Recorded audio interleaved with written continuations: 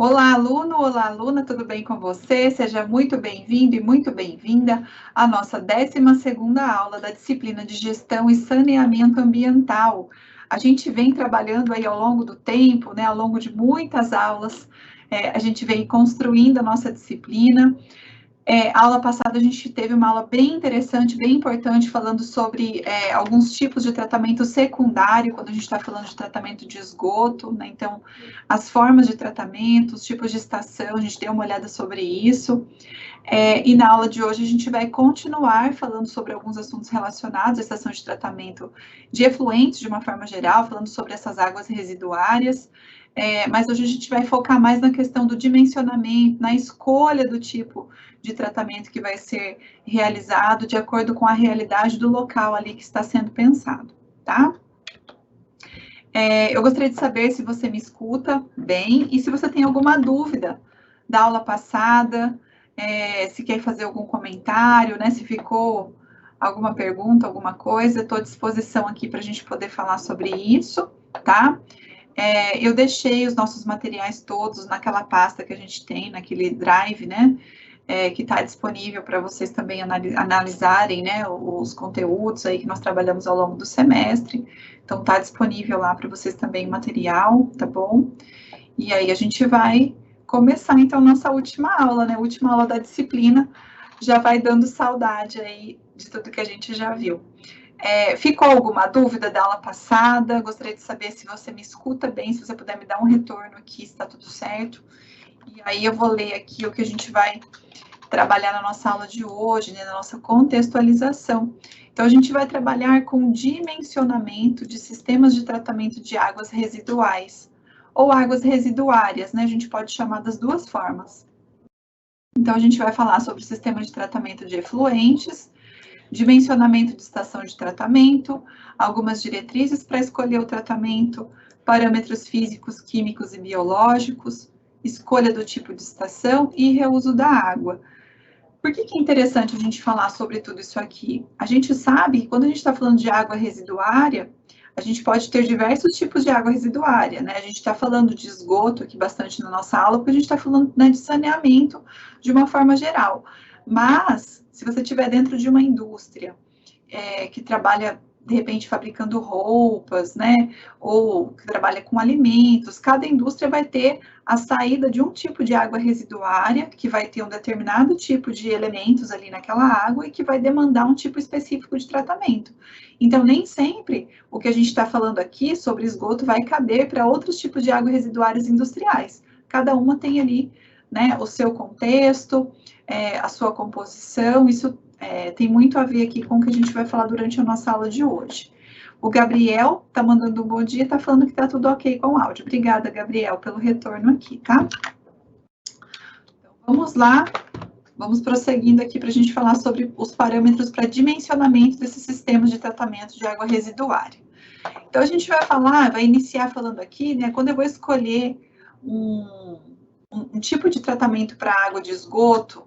A gente já viu na aula passada que a gente tem lá o sistema por batelada, que a gente tem as lagoas de estabilização, o método pelo reator WOSB, né? Tem vários tipos. E para a gente escolher determinado tipo de método que vai ser utilizado ali para tratamento dessa água, a gente vai levar em consideração a quantidade de esgoto que está chegando, né, por segundo, a quantidade de litro que está chegando ali que precisa ser tratado, o tamanho dessa população, uma estimativa de crescimento ao longo do tempo dessa cidade, se vai precisar aumentar, se já vai construir uma ETE que atenda, né, uma boa parte da população.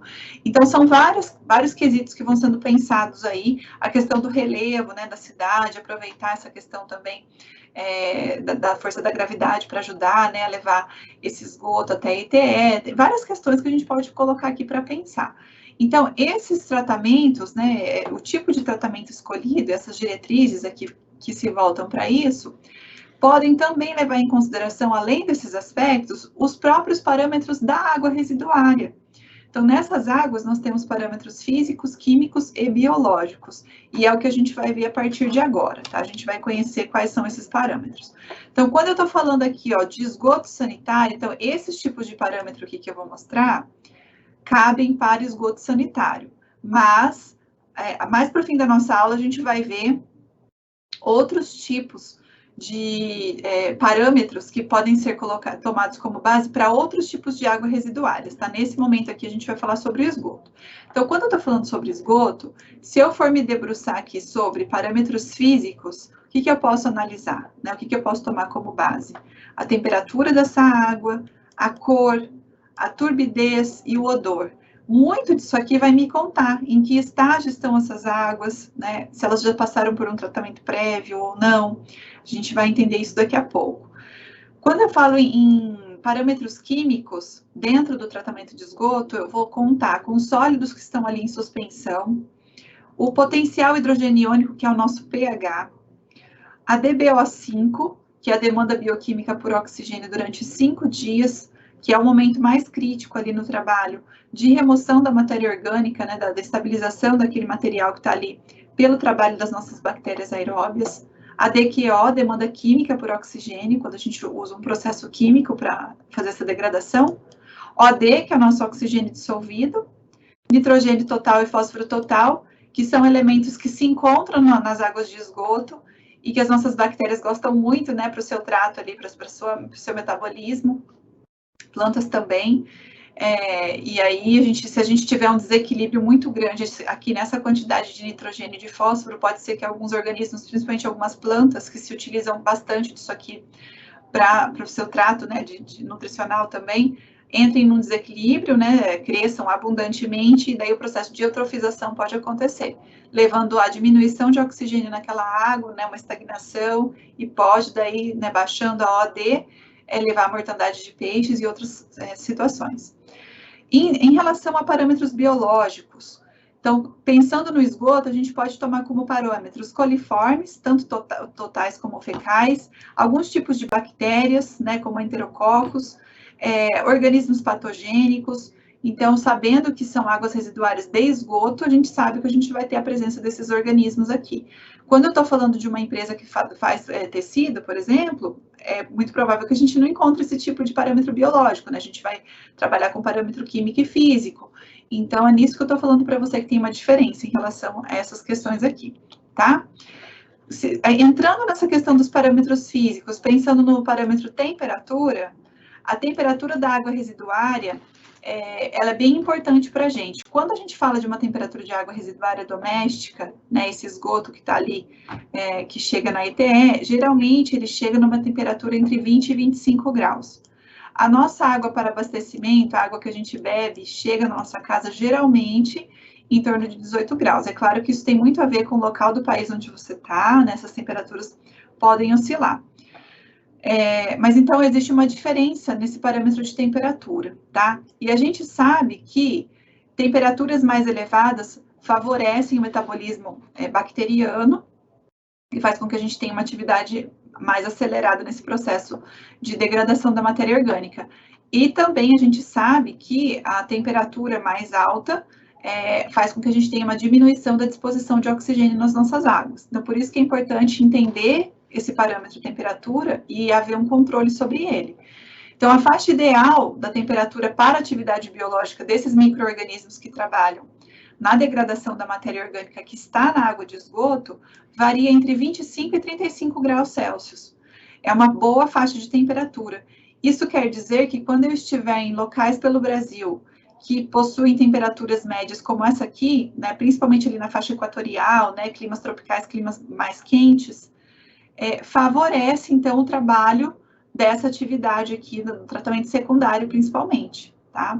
E aí você vai pode trabalhar com lagoas de estabilização, né, métodos que você utilize mais o ambiente mesmo, porque daí já aproveita também o potencial da temperatura ambiente.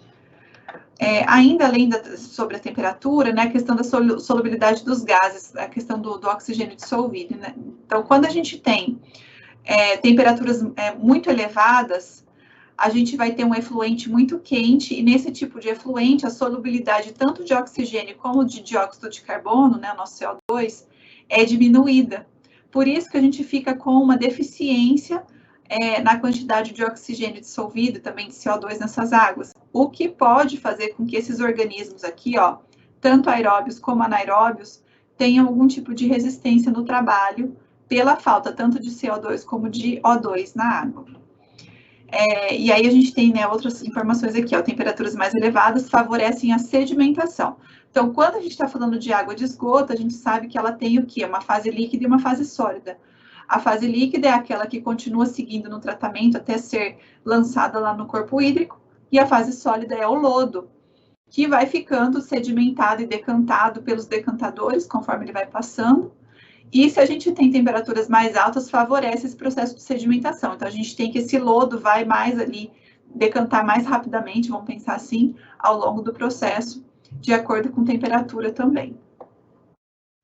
Em relação aos nossos efluentes industriais, então, a gente tem que a temperatura, ela pode ser mais elevada dependendo do tipo de efluente, dependendo do tipo de trabalho, né? Considerando a origem. Por exemplo, eu trouxe aqui para vocês a água residuária de caldeiras, tá? Então, o que que acontece? Não sei se, né, alguém já trabalhou, conhece alguma coisa em relação a nossas caldeiras aí dentro das indústrias. Tem indústrias que trabalham, né, com essa geração de vapor, então a gente tem a entrada de água aqui, o bombeamento que é feito, passa por esse desaerador, e quando chega na caldeira, para superaquecer essa água, para que ela se transforme em vapor, você vai ter aqui, ó, os purgadores, né, e os drenos, por onde vai sair a fração também condensada, e aí você tem uma canaleta de descarte para esse condensado, tá? No caso, esse condensado de reuso aqui sai entre 90 e 100 graus, então sai muito quente. Então, por isso que a gente está falando sobre a temperatura dessas águas residuárias, né?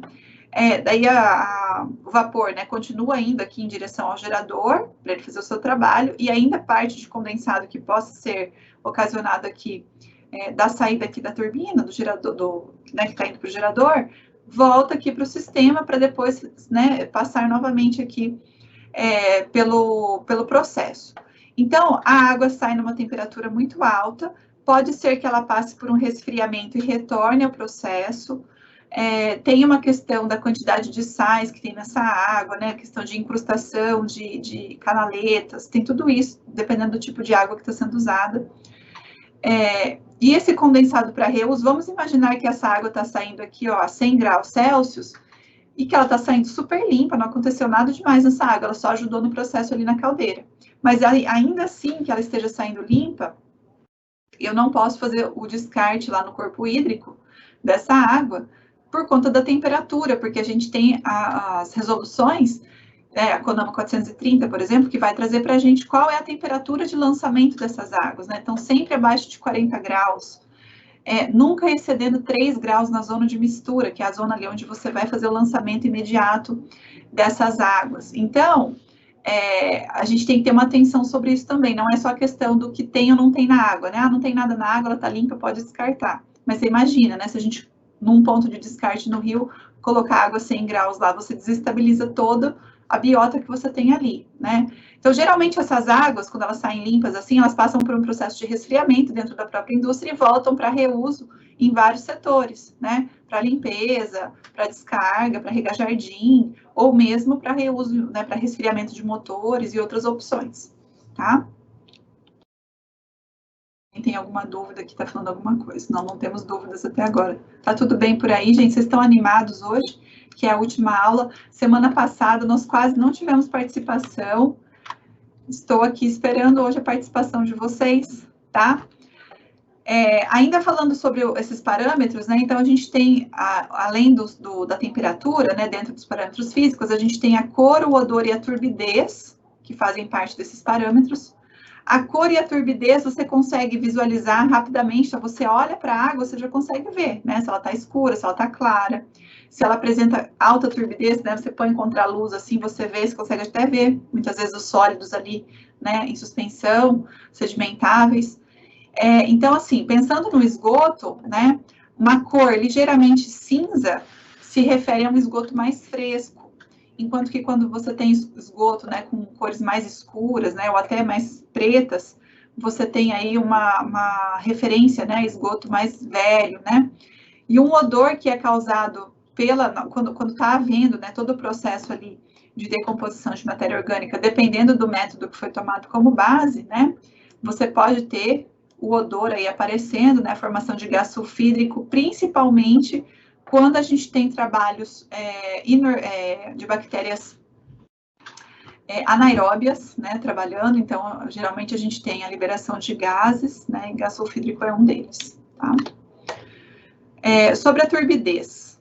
Então, os sólidos, o que é a turbidez? Você tem micropartículas ali nessa água, né, que estão ali em suspensão. E isso atrapalha muito no processo, por exemplo, de fotossíntese, né? Então, o sol vem, ele entra nessa água, se ele tem essas partículas que barram essa radiação solar, muitas vezes não consegue chegar até uma planta, uma alga que está lá dentro dessa água, que ajuda no processo de geração de oxigênio para o próprio corpo hídrico. Então, uma água muito turva, ela é muito prejudicial, pensando no rio, tá? E nos parâmetros físicos ali, aqui, lá no tratamento de esgoto, você vai ver que a turbidez também vai melhorando conforme vai passando de um estágio para o outro, né? Então, ela tem a ver com esses sólidos que estão em suspensão ou mesmo dissolvidos na água, podem ser sólidos voláteis, né, sólidos sedimentáveis, e essas características são importantes para que a gente escolha a melhor técnica de tratamento. Outra questão, né? Conhecendo o tamanho desses sólidos que estão presentes nessa água residuária, você vai conseguir determinar a melhor técnica de tratamento prévio, por exemplo, né? Então, o tamanho dessas grades que você vai colocar, lembra lá na nossa etapa de tratamento prévio, que a gente tem um gradeamento, né, um desalinador, que na fase inicial, a caixa de gordura, que está ali para fazer um barramento, né? Então, a definição do tamanho dessas grades, né, se você vai ter, como que chama, tipo peneirinha, uma telinha, né, ou algo do tipo, essa caixa de areia, o dimensionamento disso tudo tem a ver com o tamanho dessas partículas, né, desses sólidos que estão vindo. Então, conhecendo essa água residuária, a gente também consegue se programar melhor em relação a essa obra, né, o desenvolvimento desse serviço que vai ser colocado ali. Então, o esgoto mais fresco, né, mais concentrado, geralmente, ele vai apresentar uma maior turbidez, porque ele ainda não passou pelos estágios de tratamento, né, todos, tá? Então, aqui, ó, inicialmente, né, lá no tratamento prévio, a gente tem, ou tratamento preliminar também, né, como alguns chamam, a gente vai ter essa remoção de sólidos grosseiros acontecendo por meio do gradeamento, e aí, ó, né, parte de alguns sólidos já ficam retidos aqui, ó, né, sedimentam aqui para o fundo, e aí o que segue aqui vai para os nossos próximos decantadores, né, decantador primário, decantador secundário, passar por processos físicos, químicos e biológicos, dependendo da escolha. Sobre parâmetros sobre parâmetros químicos, né, dentro do tratamento biológico. Então, a gente está falando das nossas águas de esgoto, então nós temos ali componentes biológicos nessa água, né? Essa matéria orgânica precisa passar por uma degradação, e para que essa degradação aconteça, nós vamos lançar mão de bactérias que muitas vezes já vêm junto ali no nosso esgoto, já fazem parte daquela massa ali, e que vão ajudar nesse processo. Então, essa degradação, ela tende, né, o processo de degradação da matéria orgânica tende a reduzir o pH da nossa água. E quando a gente vai fazer o lançamento no corpo hídrico, a gente tem que ter um pH entre 5 e 9. Eu não posso ter um pH muito ácido, senão eu prejudico a vida aquática também, todo o equilíbrio do corpo hídrico, tá? Então, eu preciso garantir o controle deste parâmetro aqui, e, né, com isso a gente vai ter a estabilização da matéria orgânica acontecendo e a sobrevivência dos micro-organismos ali atuantes. Então, a gente tem a DBO5, a DQO e OD, que são esses parâmetros aqui indicadores de matéria orgânica. Então, o que acontece? Quando a gente tem o trabalho acontecendo das nossas bactérias, vamos relembrar isso. Durante um período de tempo, quando a gente faz o lançamento do esgoto lá em determinado local, aquelas bactérias vão atuar massivamente, consumindo as bactérias aeróbias, né, consumindo bastante oxigênio para degradar aquela matéria orgânica. Com isso, a gente vai ter uma queda de oxigênio dissolvido no rio, e conforme vai melhorando, vai atingindo já uma fase de recuperação ao longo dos dias, esse oxigênio vai voltando a uma taxa, né, ok, e aí os organismos começam também a já reviver naquela porção ali do rio. E isso, quimicamente, se a gente for pensar, a gente pode acelerar esse processo fazendo, né, a DQO, utilizando também produtos químicos aí. Quando a gente fala que a DBO5 ela é inversamente proporcional à OD, é justamente esse ponto. Por quê? Quando eu tenho a DBO acontecendo, que é essa degradação grande de matéria orgânica pelos micro-organismos, há um consumo muito grande de oxigênio, né, bactérias aeróbias. Então, por isso que é um processo inversamente proporcional.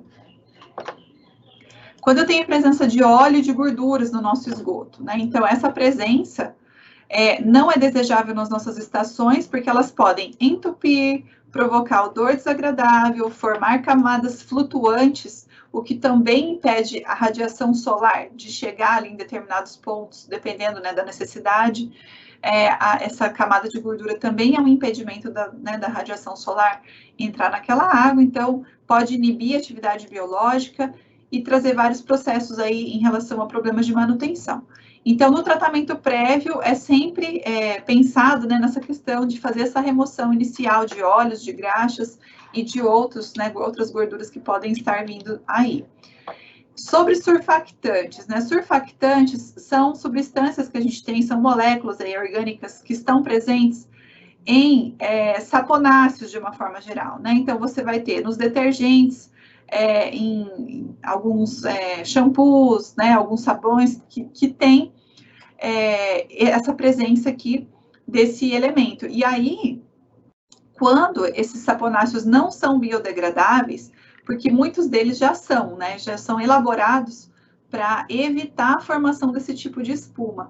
Mas a gente ainda tem a presença de muitos surfactantes nesses produtos, que faz com que a gente tenha aquelas cenas, né? Não sei se você já viu na televisão, de muita espuma em cima de um rio, né? Em cima de um local.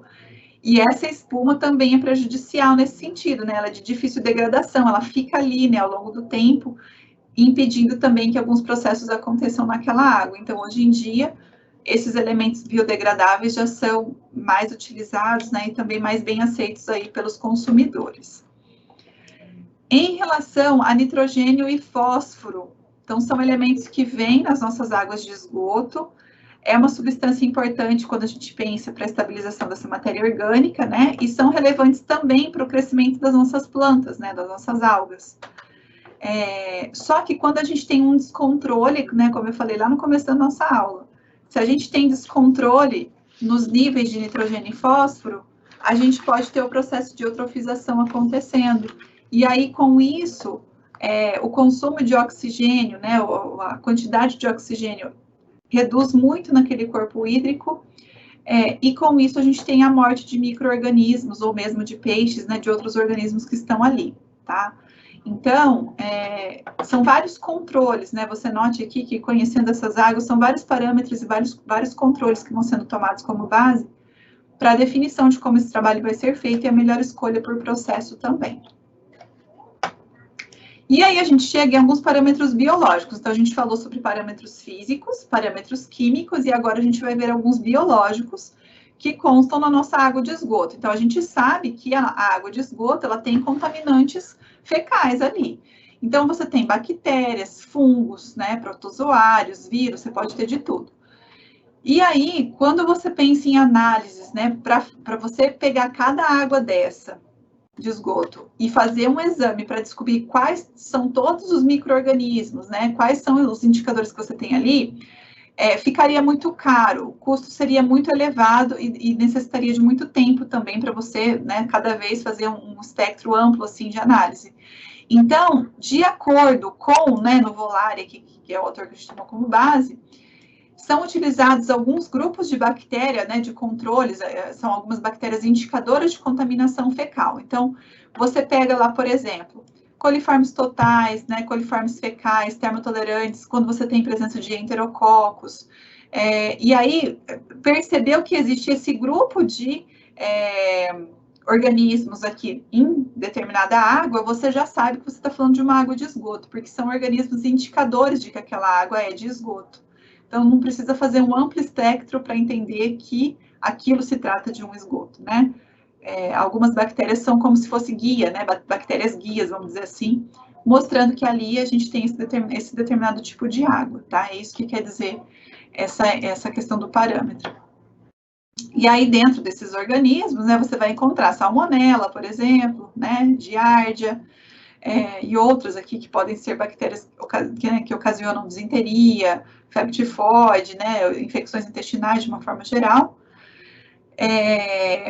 E, geralmente, quando você tem a presença desses micro-organismos aqui, é feita uma escolha ao final do processo, né, uma escolha para desinfecção, que pode ser o uso do ozônio, que pode ser a radiação UV, que pode ser a cloração, para garantir que essa água saia do processo sem esses contaminantes, sem essas bactérias aqui, tá?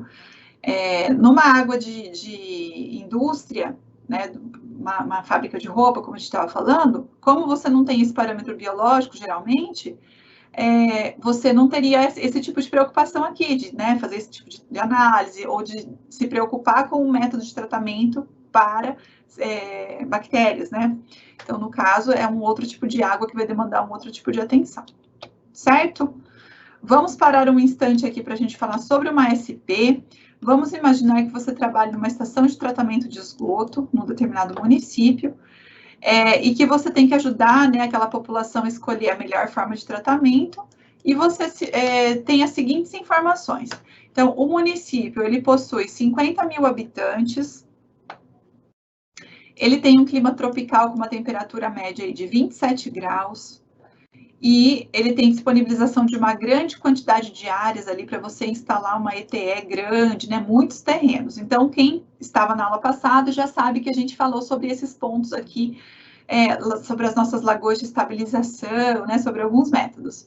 Então, eu trouxe um mapa aqui só para a gente entender, né, o que são essas áreas tropicais, essas áreas de clima mais quente, né? Então, quando a gente fala disso, a gente está falando principalmente, ó, dessas áreas aqui, né? Aqui também nós temos climas quentes, mas a gente não coloca em toda a faixa, porque, ó, o que eu tenho, por exemplo, no Mato Grosso, né, Mato Grosso do Sul, pode ser que eu não encontre nessa faixa aqui litorânea, né, pegando Rio de Janeiro, pegando São Paulo, né, pegando o Espírito Santo, Bahia e Minas Gerais, por exemplo, que também já vai ter em alguns pontos, né, de serra, um clima também mais ameno, então a gente tem que tomar um pouco de cuidado com essa questão, tá? Mas onde a gente tem as tonalidades aqui mais avermelhadas e mais laranjadas, a gente tem climas geralmente mais quentes, que permitem, então, a gente fazer a seguinte análise. Um município que é pequeno, né, ó, 50 mil habitantes, poderia escolher, por exemplo, já que ele tem uma ampla área, de uma temperatura também adequada, uma temperatura alta, ele poderia escolher aquele método de lagoas de estabilização, né? Então, ele pode fazer, por exemplo, lagoas de aeração, né? Ele pode trabalhar com lagoas facultativas, onde ele vai ter, na porção superior, a degradação de matéria orgânica por bactérias aeróbias, e mais profundo, né? Aquele tipo de escavação que era mais do tipo funil, lembra? Que no fundo daí a gente tem, vou fazer o perfil dela aqui assim, ó, que daí no fundo a gente tem as bactérias anaeróbias atuando, onde a gente tem a ausência de oxigênio, e aqui mais em cima a gente vai ter as bactérias aeróbias, então, né, uma combinação aqui de tratamento. A gente pode ter as nossas lagoas que vão trabalhar lá com a radiação solar, depois para a gente ter o processo de desinfecção. Então, a gente pode combinar vários tipos aqui, aproveitando as temperaturas e aproveitando que não é uma população tão grande. Então, ao longo dos dias, né, a gente vai trocando essas águas de lagoas, elas vão, né, passando pelo processo, até que saia um tratamento adequado, tá? Então, temperatura de 25 graus, a escolha poderia ser por essas lagoas de estabilização, métodos combinados aí, lagoa facultativa, né, de aeração, de maturação, para que seja feito, então, um lançamento lá num corpo hídrico, né, de classe 2, garantindo que pede a resolução CONAMA 430, certo? Deixa eu ver se existe alguma dúvida aqui. Gente, tá tudo bem por aí? É porque a última aula que vocês estão quietinhos assim, ninguém vai nem conversar com a professora hoje para a gente finalizar aí a nossa disciplina do melhor jeito possível. Vamos bater um papo aqui. Deixa eu tomar uma água. O que vocês estão achando da aula até o momento?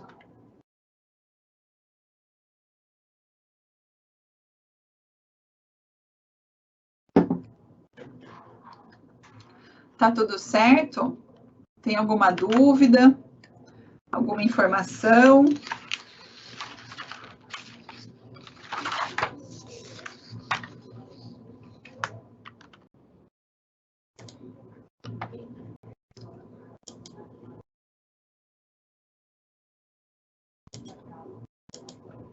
Quem não esteve na aula passada conseguiu assistir a nossa aula 11, bem importante, que estava falando lá sobre todos os métodos, né, as escolhas de tratamento, então é importante que vocês consigam analisar, tá?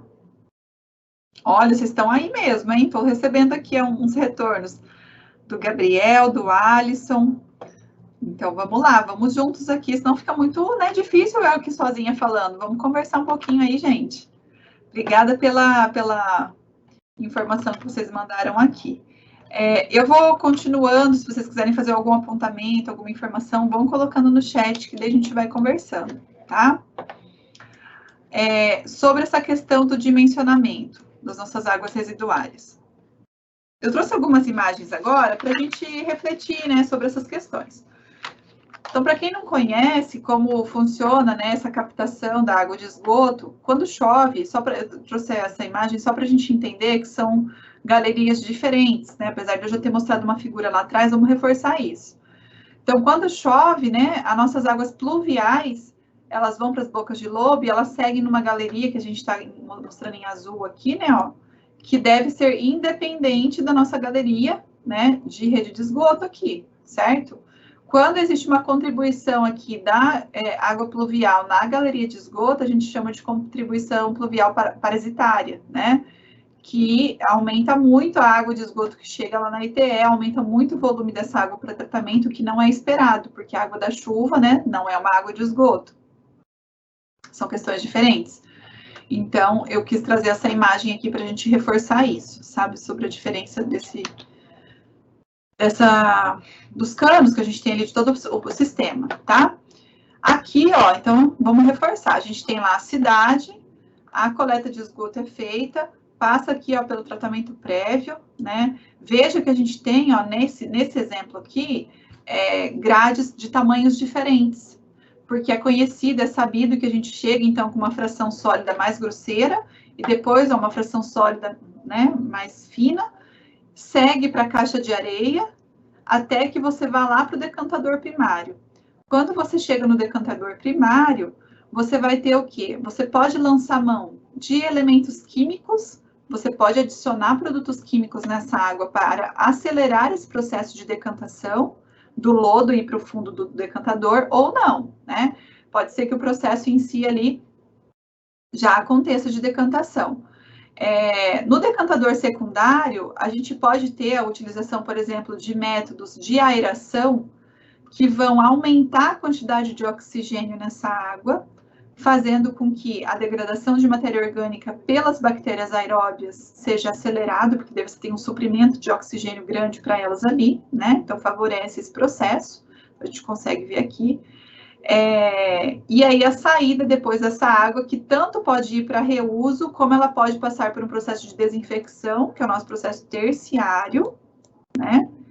E depois desse processo de terciário, aí sim ela pode ser lançada. Ou ela pode ser lançada do secundário para frente também, se ela tiver ok, tá? Esse lodo aqui, ó, que sai do processo de decantação, ele também precisa passar por um tratamento. A gente já falou sobre isso, né? O lodo não pode ser descartado diretamente no aterro, por exemplo, então, porque ele ainda tem bastante água. Então, como ele tem muita água ainda, ele precisa perder essa água, ele vai passar por processos de estabilização, né, de espessamento, para ele perder a água, perder a característica dele também, aí, se ele tiver ainda alguma característica, né, que esteja ligada a essa questão do esgoto, e aí depois ele vai passando por prensas, né, por processos até que ele chegue no estágio de torta, que a gente chama, né, que é um pequeno agrupamento dele, como se fosse um retângulozinho assim, prensado, né, de uma massa escura, que daí pode ir para o aterro nessa condição, ou para produção de fertilizantes, ou para produção de insumos da construção civil, né, como a gente viu também na aula passada, então já existe esse tipo de reutilização. Aqui eu trouxe o método por lodo ativado da Sabesp lá em São Paulo. Você tem uma combinação aqui de sistema aeróbico com anaeróbico. Então, você tem lá as lagoas, né, ó, de aeração, você tem todo o método acontecendo aqui, mas você também tem reatores, ó, onde o processo anaeróbico acontece, né? Então, pode ser que você tenha uma combinação de sistemas de tratamento, dependendo do tamanho do local, né? Aqui a gente consegue ver a saída das nossas águas do sistema de tratamento. Então, águas que devem obedecer à legislação e devem obedecer também o enquadramento deste corpo hídrico aqui, para saber qual tipo de água esse corpo hídrico pode receber, tá? Às vezes vai ter um corpo hídrico lá que pode receber uma água que a gente fala, né, de remoção de DBO5 de até 60%, ou seja, o processo ser feito, né, de 60% a 70% na ETE e o restante acontece no corpo hídrico, porque o corpo hídrico possui condições de atuar na autodepuração, né, na continuidade do processo, né, pode haver esse tipo de combinação também, mas tudo depende do corpo hídrico, que é do tanto de lançamento que vai ser feito, né? Então, geralmente, sai daqui uma água já com desinfecção, uma água ok, que pode ser lançada lá, tá? Um exemplo de Marília, tem alguém de Marília aí? Pode contar pra gente essa história aqui? Deixa eu ver. Um exemplo de Marília aqui, falando sobre o tratamento de esgoto. Se tiver alguém de Marília, aponta aqui no chat pra gente, tá? Então, Marília, até o ano de 2020, né, tinha a pretensão de ter 100% do seu esgoto tratado. Tinha já 2 estações de tratamento pela cidade, que já tratava 70%, 80% do esgoto da população, e daí foi construída mais uma aqui, para aumentar essa capacidade de tratamento e garantir, então, a totalidade do tratamento para eles. Então, aqui você está vendo o tipo de escavação, né, que a gente conversou bastante na aula passada, sobre o formato das lagoas, né, então vai trabalhar com lagoas de estabilização, é feita uma proteção do nosso solo, né, para que depois ela possa receber o esgoto conforme for vindo, e o tipo de escavação que é feito, né, o formato dessas lagoas vai depender dos estágios, né, de onde vai ser lançado os primeiros esgotos que estão chegando, se vai trabalhar com lagoa aerada, se vai trabalhar com lagoa anaeróbia, né, que daí elas vão ser bem mais profundas, com um bocal bem mais fininho em cima para evitar a entrada de oxigênio, né? Então tem as escolhas. Tem alguns locais, agora eu não me lembro se é o caso de Marília, tá, gente? Porque eu estudei um monte de tipo de estação de tratamento esses tempos, e eu lembro que uma delas colocou alguns arcos aqui em cima, ó, depois de pronta a estrutura, para trabalhar com sistema anaeróbio e segurar os gases que são gerados pelo processo ali de degradação, de fermentação que acontece, né, dessa biomassa que está ali envolvida. Então, para que não seja mandado direto para a atmosfera, né, esses gases, para que eles ficassem retidos, foi feita uma cobertura, e aí o represamento desses gases, então esses gases eram enviados, né, para um local lá para geração de energia, então foi feita uma combinação entre ETE e geração de energia também, tá? Então, o tratamento de Marília, né? Você tem 2 tipos de tratamento lá. Tanto o método de lagoa airada, que é esse método que a gente viu ali de escavação de várias lagoas, né? Então, você entra com a lagoa lá num tratamento preliminar, vai ter também, ó, a retirada de sólidos grosseiros, tal, né? Nessas lagoas aeradas existe a injeção de oxigênio para melhorar o processo ali, né, em relação às bactérias. Depois você vai ter, ó, uma lagoa de decantação, de onde vai sair um lodo também aqui, né, que já vai para tratamento, ó, vai para desaguamento, né, para secagem numa estufa. E aí vai acontecer todo o processo aqui, ó, de coagulação, floculação e decantação, de onde sai lodo novamente. Aí é feito um processo, olha, de desinfecção. Então, é usado cloro e dióxido de enxofre para que a gente tenha a água, né, o efluente tratado, podendo ser mandado para o corpo receptor, tá? Esse aqui, então, é uma possibilidade lá de Marília. A outra possibilidade é o método por lodo ativado. Então, o que acontece? A gente tem um tratamento preliminar com a remoção dos sólidos grosseiros, né? Tem os tanques de aeração. E você note aqui, ó, que o lodo, né, ó, que sai aqui, ó, do decantador secundário, que nesse tanque de aeração aumenta bastante o fluxo de oxigênio, né? Existe o trabalho das bactérias, mas existe também decantação de lodo. Como a gente chama esse lodo de ativado, porque você tem os micro-organismos já estão ativos trabalhando ali. Então, o que eles fazem? Para aumentar e melhorar, otimizar o processo do esgoto que ainda está chegando aqui, parte desse lodo que já está ativo, ó, vem para cá, tá vendo a setinha, ó? E, ó, uma parte é descartada e uma parte volta, ó, recirculado aqui, ó, para esse tanque, tá? Então, a gente tem uma recirculação de lodo ativado, por isso que chama método por lodo ativado, porque a gente já tem um tanto de bactéria que está ativa ali, que otimiza o trabalho mais ainda, então, quando chega esgoto novo, você já, é como se elas já tivessem acordado fazendo um trabalho que não precisa iniciar do começo, tá? Né, um pensamento mais ou menos simplificado, mas só para a gente entender. Parte do lodo vai sendo descartado, né, vai sendo armazenado, né, até que ele passe lá por uma secagem e depois vá para o aterro, né, ou para o seu destino final.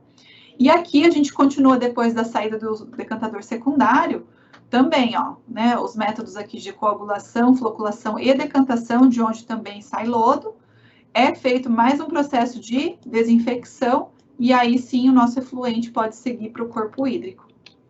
Em relação ao dimensionamento, né, a escolha lá do local de tratamento, como vai ser feito.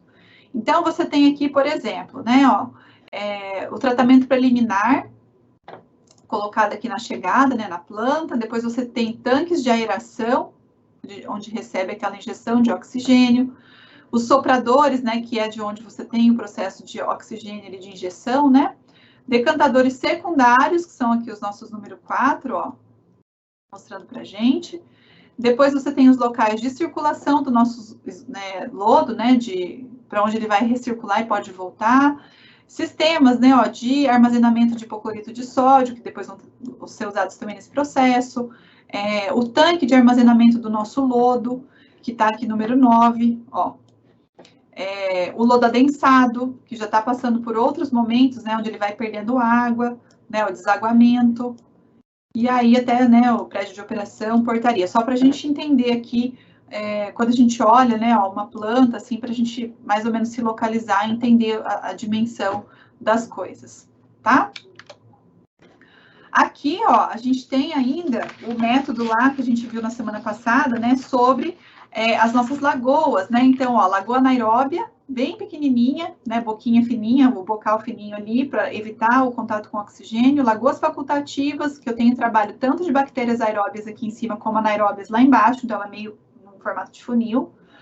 Lagoas de maturação, que são bem rasinhas, para garantir bastante exposição solar nessas águas, para perder qualquer potencial patogênico que tem aí, tá? Então, é lá de Monte Aprazível, ó, São Paulo, atende 25 mil habitantes esse tipo aqui de tratamento.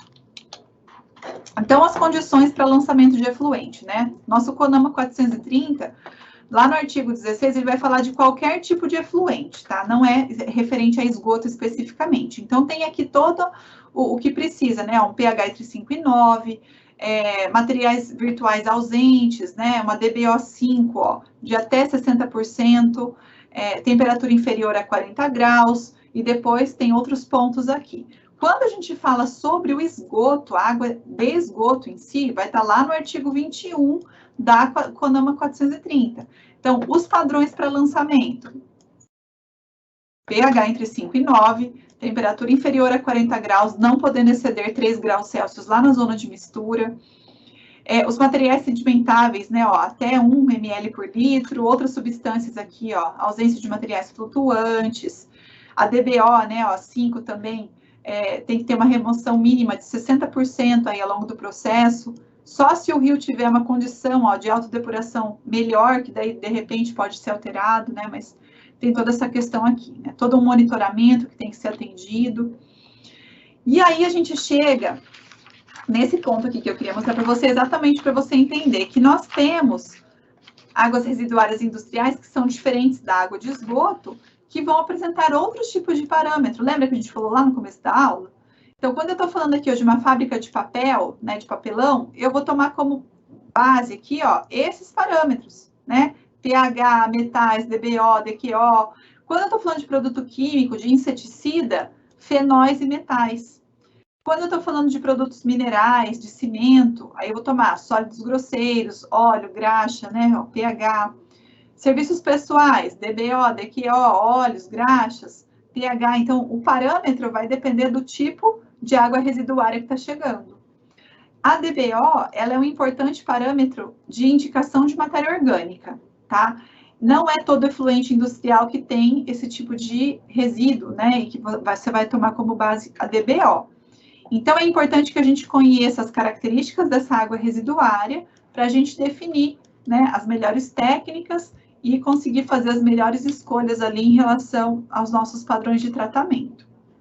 Sobre as nossas águas de reuso, quando essas águas saem do processo de tratamento, elas podem ser aplicadas, né, para diferentes finalidades. Por exemplo, para a própria recarga de aquífero, então ela pode ser lançada lá num topo de morro, né, ou num local que você saiba que vai infiltrar naquele solo e vai permitir a recarga de aquíferos.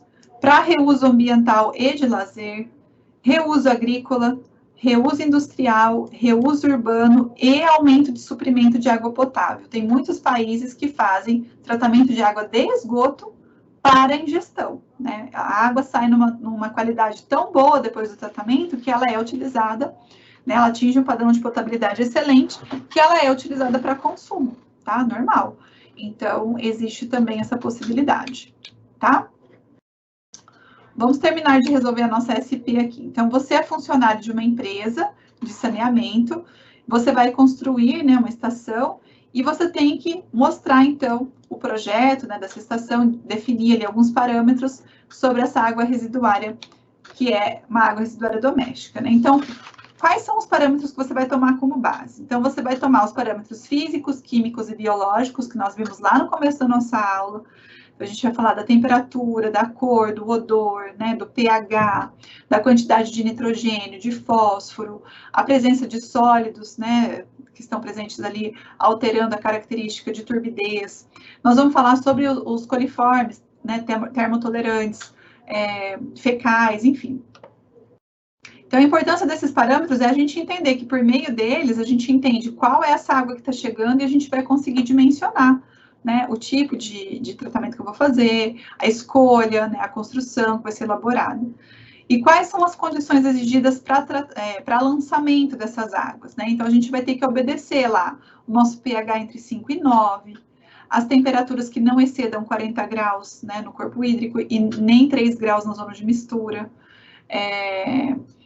Que mais? Sólidos ausentes ali, virtuais, né, não podem estar presentes.